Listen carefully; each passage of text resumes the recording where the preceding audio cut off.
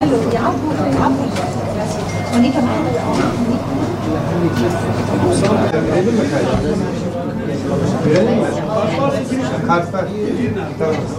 duydun mu? Teyze duydun mu?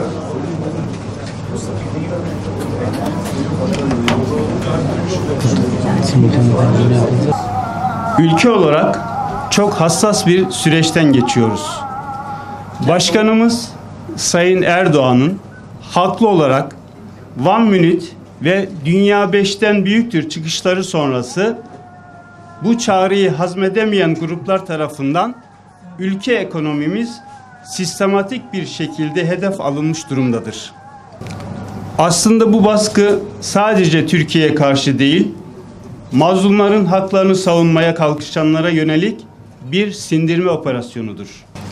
Başını Amerika Birleşik Devletleri'nin çektiği bu baskı unsurlarının hedefi gayet açık ve nettir. Haksızlıklara karşı çıkan, mazlumların haklarını savunan Türkiye'ye karşı ciddi bir operasyon içine girmişlerdir.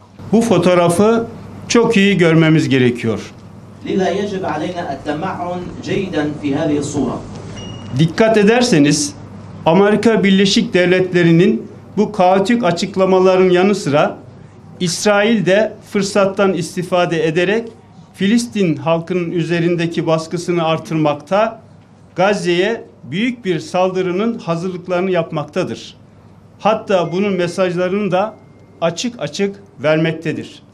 Hal böyleyken maalesef bizler İslam coğrafyası olarak dağınık bir görüntü sergilemekte, zalimlere karşı ortak bir tavır gösterememekteyiz. İslam dünyasının zengin kaynaklarını bizleri sömürenlere aktarmaktayız. Peki böyle mi devam etmeli? Asla. Yeryüzünün mazlumları ve yetimleri adına kıyama kalkmalıyız. Bunu tüm mazlumlar ve sömürenler için yapmalıyız. İçimizdeki kardeşlik ruhunu dirilttiğimiz anda biz eminiz ki daha adil, daha müreffeh bir dünya oluşacaktır. Değerli katılımcılar, Yüce Rabbimiz Ali İmran suresinde bizlere şu şekilde seslenmektedir. Gevşeklik göstermeyin, üzüntüye kapılmayın. Eğer inanmışsanız üstün gelecek olan sizsiniz. Niyetimiz ve gayemiz birdir. Gayret bizden, tevfik Allah'tandır. نحن الموجودون في اسطنبول تداعينا ونحن نشكل أكثر من 5 ملايين عربي في تركيا في هذا البلد الطيب الحضن التركي. Bu değerli ve güzel ülkede bugün itibariyle sayımız 5 milyon rakamına ulaşmıştır. إن دعم الليرة التركية هو واجب ديني وأخلاقي على كل الشعوب العربية والإسلامية.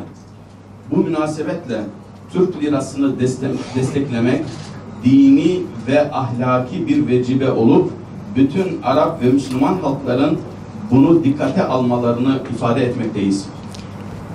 ولذلك سنقوم بكل ما في وسعنا لتصريف مدخراتنا من الدولار إلى الليرة التركية التي هي ليرتنا وإننا نشكر كل المبادرات العفوية الطيبة الفردية والجماعية التي قامت منذ اللحظة الأولى في التصريف.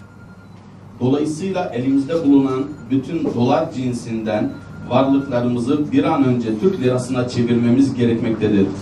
Türk lirası bizim liramızdır. Bu münasebetle ferdi ve topluca dolar bozduran bütün kişi ve kuruluşlara buradan kendilerine şükranlarımızı arz ederiz. هناك العشرات من المؤسسات ومنظمات المجتمع المدني والمدارس والهيئات التعليمية قامت منذ اللحظة الأولى بتحويل تصريفاتها إلى الليرة التركية ونحن ندعو الجميع إلى حذو هذا العمل. Bütün Arap ekonomi ve sivil toplum kuruluşları kısaca her kesimi Türk lirasına destek olmaya ve dolar altın cinsinden varlıklarını Türk lirasına çevirmelerine davet ediyoruz. ولهذا حقا علينا أو واجبا علينا أن نقف في بعض المنعطفات أو بعض اللحظات والفترات اللي تمر فيها تركيا بأزمة كما كان الشهر الماضي وفي هذا المكان ومن هذا المنبر وقفنا ضد الحملة الغير مبررة ضد تركيا. اليوم نقف مع تركيا في هذه الأزمة التي نحن على ثقة إن شاء الله تعالى أنها ستتجاوزها وبدأت ملامح التجاوز من يومنا هذا. Dolayısıyla Türkiye'nin bu zorlu sürecinde hepimiz yanında yer almamız gerektiğine inanıyor. Türkiye'nin bu zorlu sürecinde geçmişten bir ay önce nasıl burada toplandıysak, bu minberden, bu platformdan nasıl sesimizi duyurduysak, aynı şekilde yine bütün zorluklarda Türkiye'nin yanında yer alacağımızı ifade ediyor ve hatta Türkiye'nin bu zorlu süreci aştığına dair dünden bugün görmekteyiz. Etkileri açıkça ortada görünmeye başlandı. نحن ندرك أن هذه الأزمة المفتعلة من قوى الاستكبار هي سلسلة من المؤامرات على هذا البلد لأنه استطاع أن يمتلك قراره السياسي بدرجة أساسية فصار قرارا داخليا تركيا وطنيا لا يرتمي أو لا ينتظر إذن من أحد في قراراته ولهذا صارت عليه هذه الهجمة انقلاب يوليو واليوم انقلاب اقتصادي وغدا قد تكون أزمة أخرى لكن الشعب بتآلفه وتحالفه وتعاونه مع القيادة السياسية يستطيع أن يتجاوز كل هذه المؤامرات وكل هذه الأزمات إن شاء الله تعالى. Türkiye kendi kararını verdiği için hiç kimsenin baskısı altında da olmadığından dolayı kendi kararlarını hiç kimsenin baskısı altında olmaksızın verebilen bir ülke haline geldiği içindir bu tür komplolara, bu tür saldırılara maruz kalmaktadır. Dünyanın bazı güçleri Türkiye'yi bu nedenlerden dolayı hedef almaktadır ve böyle bir çirkin saldırı düzenlemektedirler. Ancak biz şuna inanıyoruz ki Türkiye bunu aşabilecek güçtedir ve Türkiye eninde sonunda zaferle bu işten çıkacaktır. بداية نشكر مؤسسة أكسوم والجمعية العربية على هذا التجمع المبارك. قال الله تعالى واعتصموا بحبل الله جميعا ولا تفرقوا. Bu münasebetle hepinize teşekkürlerimi arz ediyorum. Burada bulunduğunuz için sizlere merhabalar, hoş geldiniz dilemek istiyorum. Ayrıca ASKO'nun bizi burada misafir ettiği için, bizi burada ağırladıkları için ayrıca kendilerine teşekkür ediyorum. Allah Kur'an-ı Kerim'de bir ayette şöyle buyurmaktadır. Hepiniz Allah'ın ipine sımsıkı sarılın. في هذه الأزمة التي تمر فيها تركيا ما يميز بلدي العراق أن حكومة وشعبا وقفت موقفا موحدا على خلاف بعض الدول التي كانت أنظمتها تغرد في واد وشعبها يغرد في واد آخر. Türkiye'nin yaşamış olduğu bu kriz ortamında bazı ülkeler Türkiye aleyhinde hareket ederken bütün iftiharla şunu ifade etmek isterim ki benim ülkem tek bir söylemle ve güçlü bir duruşla Türkiye'nin yanında yer aldığını ve Türkiye ile birlikte hareket ettiğini ifade etmek isterim. أعوذ بالله من الشيطان الرجيم بسم الله الرحمن الرحيم الحمد لله رب العالمين والصلاة والسلام على أشرف الأنبياء والمرسلين سيدنا محمد وعلى آله وصحبه أجمعين يقول الله عز وجل في محكم آياته وإن حزب الله لهم الغالبون ويقول علماء السياسة الآن أن حزب العدالة والتنمية هو الحزب الوحيد على مستوى العالم الآن الذي يطلق عليه مصطلح الحزب الغالب. Allah hepinize saygılarımı, şükranlarımı arz etmek istiyorum. Allah'a hamdolsun, salatu vesselam Efendimiz Aleyhissalatu vesselama, âline, sahabelerine olsun ve bütün Müslümanlara olsun. Allah Kur'an-ı Kerim'de bir ayette şöyle buyurmaktadır. Allah'ın partisi, Allah'ın askerleri mutlaka ve mutlaka eninde sonunda galip gelecekler onlardır diye buyurmaktadır. Bugünümüze baktığımızda dünyada, Türkiye'de Adalet ve Kalkınma Partisi'nin herkes tarafından galip olan parti ve galip olan hareket olduğunu görmekteyiz. تمام. وأحب أن أبشركم اليوم بأن نصر الله عز وجل قد بدأ يتنزل بالفعل في هذه المعركة على تركيا، لأن اليوم قد انخفضت الدولار وارتفعت الليرة بمقدار 12%. Ve bugün bu başarının ve bu zaferin, bu galibiyeti görüyoruz. Neticede dolar bugün %12'lik bir oranla düşüşe geçmiştir. Türk lirası %12'lik bir değer kazanmıştır. ولأننا جميعا نعترف في أن ما يحدث الآن إنما هو حرب على تركيا وعلى الليرة التركية وعلى الاقتصاد التركي. أحب أن أتكلم عن هذا الموضوع من خلال 5 نقاط. Ve şunu vurgulamak istiyorum ki şu anda Türkiye'ye yapılmak istenen, Türk lirasına yapılmak istenen bir hücum, bir saldırıdır. Ve bu anlamda, bu konuyla alakalı olarak 5 noktada konuşmalarımı sürdüreceğim, konuşmamı yapacağım.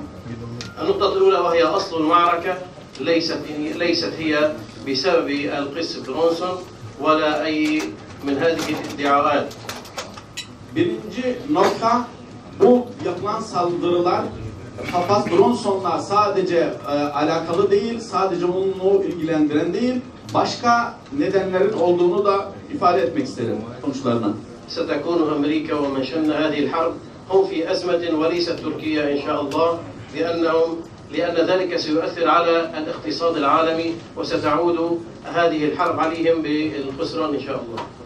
Bunun sonucunda en çok etkilenecek olan Amerika olacaktır ve dünya olacaktır. Dolayısıyla inşallah zarar eden Amerika olacak ve Amerika gibi Amerikan yerinde hareket edenler olacak. لأنها بشارة رسول الله صلى الله عليه وسلم وتركيا التي وقفت مع قضايا العرب انطلاقا من قضية فلسطين ونصرة قضية المسجد الأقصى إلى سائر القضايا، فإن هذا الموقف سيكون إن شاء الله دافعا للشر والبلاء والكيد عن تركيا. والرسول صلى الله عليه وسلم يقول صنائع المعروف تقي مصارع السوء. Nasıl ki Türkiye Arap halklarının önemli konularında, önemli davalarında nasıl ki destek çıktıysa, özellikle Filistin, Mescid-i Aksa konusunda ne kadar hassas olduğunu görüyoruz, görmekteyiz. Mescid-i Aksa, Kudüs davasında olduğu gibi diğer davalarda Türkiye nasıl bizimle hareket ettiyse, bize destek olduysa, bugün bizler de onun yanında yer almamız gerektiğine inanıyorum. Allah ve Efendimiz Aleyhisselatü Vesselam bir hadisinde şöyle buyurmaktadır.